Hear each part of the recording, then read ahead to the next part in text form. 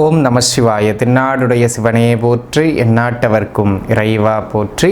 சர்வம் டிவி நேயர்கள் அனைவருக்கும் ஜோதிடர் யோகி ஜெயப்பிரகாஷின் அன்பான வணக்கங்கள்.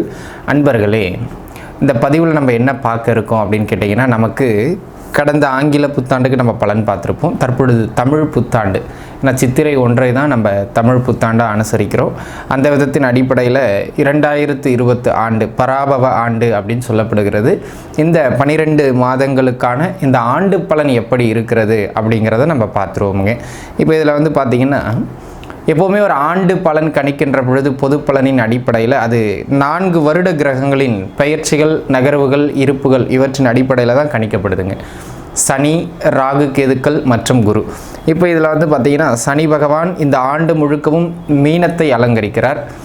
ராகு கேதுக்கள் பெரும்பான்மையான காலகட்டம் கிட்டத்தட்ட 2026 டிசம்பர் வரையிலுமே அவங்க பார்த்திங்கன்னா கும்பத்தில் ராகுவும் சிம்மத்தில் கேதுவும் ஏற்கனவே இருக்கின்ற நிலையில் இருக்கிறார்கள். ஆண்டின் இறுதியில் அதாவது டிசம்பர் இறுதியிலிருந்து அவர்கள் பெயர்ச்சி பெறுவார்கள். அதனை அடுத்ததாக குரு பகவான் ஆண்டின் ஆரம்பத்திலேயே ஜூன் மாதமே உங்களுக்கு கடகத்துக்குள்ளே போயிடுவோம் அப்படி. ஸோ இதுதான் இந்த பராபவ ஆண்டினுடைய வருட கிரகங்களினுடைய நிலைப்பாடு. இப்போ இந்த நிலைப்பாட்டை வைத்து நம்ம என்ன பார்க்க போகிறோம் அப்படின்னு கேட்டிங்கன்னா, உங்களுக்கு எந்த இடங்கள்லாம் நல்லாயிருக்கும், எங்கெல்லாம் நீங்கள் ஸ்கோர் பண்ணலாம், இந்த இடங்கள்லாம் கொஞ்சம் முயற்சி பண்ணால் உங்களுக்கு சாதகமான பலன்கள் நிறைய இருக்குது அப்படிங்கிற மாதிரியான ஒரு பகுதி. இந்த இடங்கள்லாம் உங்களுக்கு பொதுவாகவே சிறப்பான அமைப்புகளில் இந்த ஆண்டு இல்லை, இந்த இடங்களில் கொஞ்சம் நிதானத்தன்மையை மேற்கொண்டீங்க அப்படின்னா சிறப்பு அப்படிங்கிற மாதிரியான ஒரு 2 விதமான பலன்களை தாங்க நம்ம இப்போது இந்த பதிவில் பார்க்க போகிறோம். ஆக உங்களுடைய ஜென்ம ராசிக்கு இந்த பராபவ ஆண்டின் அடிப்படையிலான கோச்சார பலன்கள் எப்படி இருக்கிறது வாங்க பார்த்துருவோம். மீன ராசி.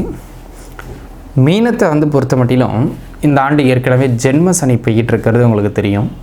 ஆனால் 6ஆம் இடத்துல கேது, இப்போது 5ஆம் இடத்துக்கு பார்த்திங்கன்னா உங்களுக்கு குரு பகவானும் இந்த ஆண்டு பெயர்ச்சி ஆவார். ஸோ 2 கிரகங்களினுடைய பொசிஷன், குரு கேதுவினுடைய பொசிஷன் நல்லா இருக்குது. ராகு நியூட்ரல், சனி பேட்.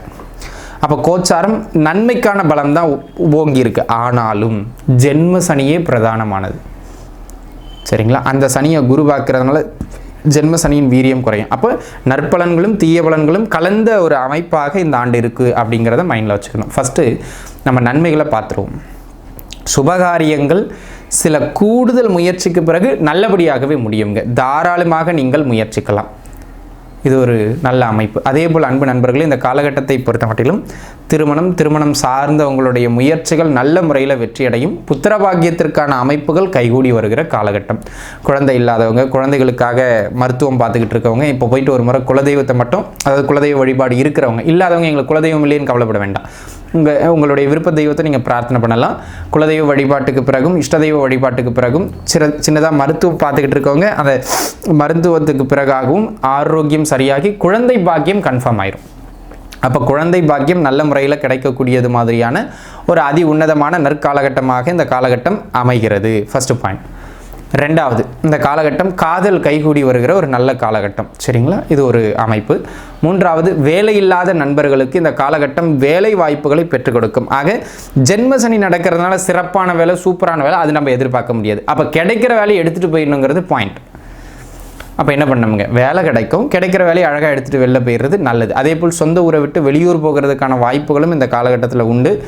யாராவது சொந்த ஊரை விட்டு வெளியூர், வெளிமாநிலங்களில் போய் வேலை பார்க்கறது, அங்கேயே தங்கி இருக்கிறது அப்படிங்கிற மாதிரியான முயற்சிகளில் ஈடுபடுறீங்கன்னா தாராளமாக நீங்கள் முயற்சிக்கலாம். இந்த காலகட்டம் உங்களுக்கு நல்ல ஏற்றத்தையும் மேன்மையையும் பெற்று தந்தே தீரும்.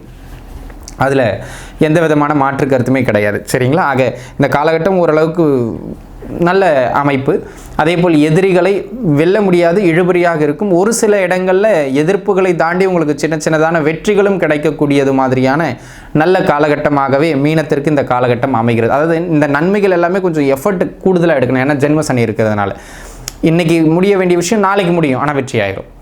2 மணி நேரத்தில் முடிய வேண்டியது 5 மணி நேரம் ஆகும், ஆனால் வெற்றி ஆகிடும். அந்த இழுவரி நிலையை ஜென்ம சனி தந்தே தீருவார், அதில் மாற்று கருத்தே கிடையாது, சரிங்களா? இது ஒரு அமைப்பு. அதனை அடுத்ததாக ஹெல்த்தில் மிக கடுமையாக இருந்த அந்த ஆரோக்கிய தொந்தரவாக குறையும். மிக கடுமையாக இருக்கிற பொருளாதார தொந்தரவாக குறையும். அதாவது வீரியம் இழக்கும், ஆனால் தீராது. ஜென்மசனி இருக்கிறதுனால தீராது, சரிங்களா? இது ஒரு அமைப்பு.